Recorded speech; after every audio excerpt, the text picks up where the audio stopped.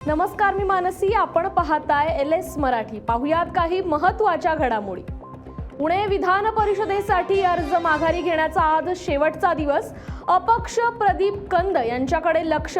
आज माघार कोण घेणार याकडे लक्ष.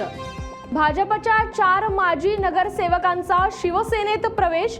डोंबिवलीत राजकीय समीकरणांना वेग. श्रीकांत शिंदेंच्या उपस्थितीत पक्षप्रवेश सोहळा पार.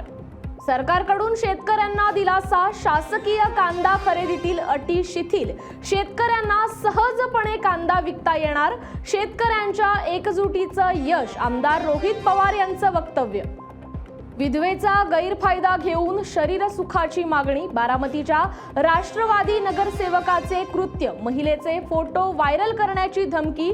आरोपीवर गुन्हा दाखल. पुण्यातील खराडी परिसरात भीषण अपघात. रॉंग साईडने येणाऱ्या 4 चाकी कारने दुचाकीला दिली जोरदार धडक. अपघातात एका तरुणासह चिमुकल्याचा गेला जीव. यवतमाळमध्ये चापडोह धरण परिसरातील गावठी हातभट्टी दारू निर्मितीच्या 5 अड्ड्यांवर छापे. कारवाईत अंदाजे 3 लाखाचा मुद्देमाल जप्त.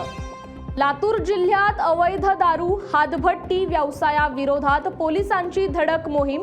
एका दिवसात 8 गुन्हे दाखल. 3,12,000 रुपयांचा मुद्देमाल जप्त. हजारो लिटर रसायन आणि हातभट्ट्या नष्ट. यवतमाळच्या शासकीय रुग्णालयाच्या आवारातून दुचाकी लंपास. अज्ञात चोरट्याने दुचाकी चोरली. पोलिसांकडून अज्ञाताविरुद्ध गुन्हा दाखल. वाशिम जिल्ह्यातील मालेगावात वादळी वाऱ्यासह पाऊस. वाढलेल्या उकाड्यातून नागरिकांना दिलासा. नाशिक जिल्ह्यातील त्र्यंबकेश्वर तालुक्यात मुसळधार पावसाचा तडाखा. आदिवासी कुटुंबाच्या घराचे पत्रे उडाले. प्रशासनाकडून पंचनामा करून मदत देण्याची स्थानिकांकडून मागणी.